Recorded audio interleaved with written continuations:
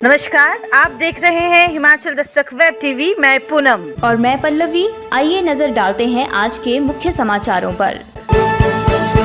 हिमाचल प्रदेश के विश्वसनीय jeweller Bhushan jewellers Solan. मंदिर खुलते ही दर्शनों को उमड़े श्रद्धालु। कोरोना के चलते कई महीनों से बंद थे देवालय। बैजनाथ में महाकाल में नहीं हो पाए दर्शन। कोरोना काल में 3,352 FIR। विधानसभा में सरकार ने रखे आंकड़े। CBI को नहीं दिया जाएगा फर्जी डिग्री केस। शिक्षा मंत्री बोले SIT कर रही जांच। ऑनलाइन पढ़ाने वाले स्कूल ही ले पाएंगे ट्यूशन फीस। परिवहन शुल्क करना होगा माफ। कंगना के अपमान पर हिमाचल में आक्रोश। प्रदेश भर में महाराष्ट्र सरकार के खिलाफ प्रदर्शन।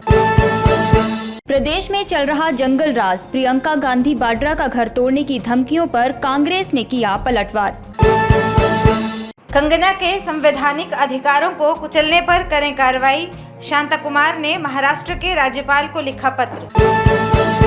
हर महीने 4 करोड़ का घाटा झेल रहा HRTC का कुल्लू डिपो। 15 लाख से घटकर 1.5 लाख रह गई रोज की कमाई। 2 किलो भांग ले जाता धरा युवक। पद्धर पुलिस को मिली बड़ी कामयाबी। अब खबरें विस्तार से। कोरोना के चलते बंद किए गए प्रदेश भर के मंदिर 10 सितंबर से भक्तों के लिए खुल गए हैं। पहले दिन हालांकि कम ही श्रद्धालुओं ने माथा टेका, लेकिन मंदिर खुलने से लोगों में खुशी की लहर है। जानकारी के अनुसार वीरवार को शक्तिपीठ मां ज्वालामुखी में 350 भक्तों ने दर्शन कर सुख समृद्धि मांगी। इसी तरह नैना देवी में भी 208 श्रद्धालुओं ने माथा टेका, तो शाहतलाई में 50 ने पौनाहारी के दर पर हाजिरी भरी। इसी तरह माता चिंतपूर्णी मंदिर में पहले दिन 70 श्रद्धालुओं ने दर्शन किए। अगर बात ब्रजेश्वरी माता की करें तो यहाँ 60 भक्तों ने महामाई के दीदार किए। इसके अलावा नंदिकेश्वर धाम चामुंडा में पहले दिन 200 श्रद्धालुओं ने माथा टेका। उधर प्रसिद्ध तीर्थ स्थल श्री रेणुका जी में भी 100 श्रद्धालुओं ने मन्नत मांगी। शिमला के जाखू मंदिर में भी 204 भक्तों ने शीश नवाया। गौरतलब है कि कोरोना के चलते प्रशासन ने सुरक्षा के भी पूरे इंतजाम किए थे। इसके अलावा बैजनाथ शिव और महाकाल मंदिर वीरवार को नहीं खुला। जानकारी के अनुसार इन मंदिरों को शुक्रवार से खोला जाएगा। हिमाचल में कोरोना काल में 3,352 लोगों पर FIR दर्ज हुई है। ये विभिन्न सरकारी नियमों को तोड़ने के कारण दर्ज हुई। ये आंकड़े विधानसभा मानसून सत्र के प्रश्नकाल में सरकार ने रखे।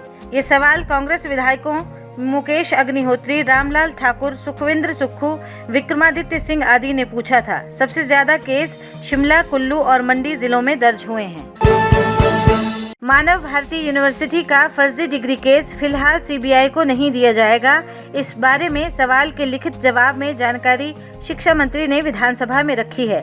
सरकार ने कहा कि इस मामले की जांच SIT कर रही है और अब तक के परिणाम संतोषजनक हैं। सरकार ने विधानसभा में कोरोना काल की स्कूल फीस पर कहा कि जिन निजी स्कूलों ने कोरोना काल में ऑनलाइन माध्यम से पढ़ाया है, केवल वे ही ट्यूशन फीस ले सकते हैं। स्कूल फीस बढ़ा नहीं सकते और एक मुश्त वसूली भी नहीं हो सकती। साथ ही इस अवधि का परिवहन शुल्क स्कूलों को माफ करना होगा। हिमाचल की बेटी का अपमान नहीं सहेगा हिंदुस्तान। कांग्रेस मुर्दाबाद मुर्दाबाद मुर्दाबाद मुर्दाबाद ठाकरे मुर्दाबाद मुर्दाबाद मुर्दाबाद महाराष्ट्र सरकार मुर्दाबाद। जानी मानी बॉलीवुड अभिनेत्री और हिमाचल की बेटी कंगना रनौत व महाराष्ट्र सरकार के बीच गर्मा गर्मी का माहौल शांत होने का नाम नहीं ले रहा है। BMC द्वारा कंगना का घर तोड़े जाने के बाद हिमाचल के लोगों में खासा आक्रोश है। इसी के चलते प्रदेश भर भाजपा के साथ कई समाज सेवी संस्थाओं ने प्रदर्शन कर महाराष्ट्र सरकार को भंग करने की आवाज़ उठाई है। हिमाचली बेटी के पक्ष में कहां-कहां प्रदर्शन हुआ, देखिए ये स्पेशल रिपोर्ट। महाराष्ट्र सरकार हाय तू अरे कन्या जी तुम आगे बढ़ो, हम तुम्हारे साथ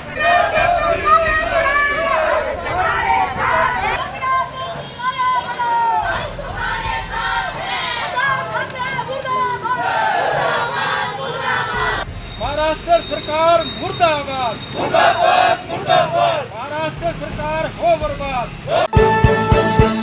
भाजपा महिला मोर्चा द्वारा कांग्रेस महासचिव प्रियंका गांधी वाड्रा के घर को तोड़ने की धमकी का कांग्रेस ने कड़ा विरोध किया है। हिमाचल कांग्रेस अध्यक्ष कुलदीप सिंह राठौर ने कहा, इस प्रकार की धमकी को सहन नहीं किया जा सकता है।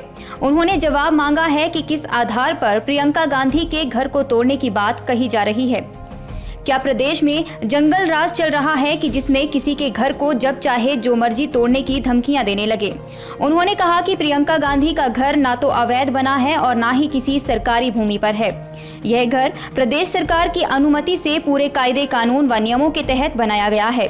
उन्होंने कहा कि घर को अवैध बताने वाली महिला मोर्चा पहले अपनी भाजपा सरकार से पूरी जानकारी लें।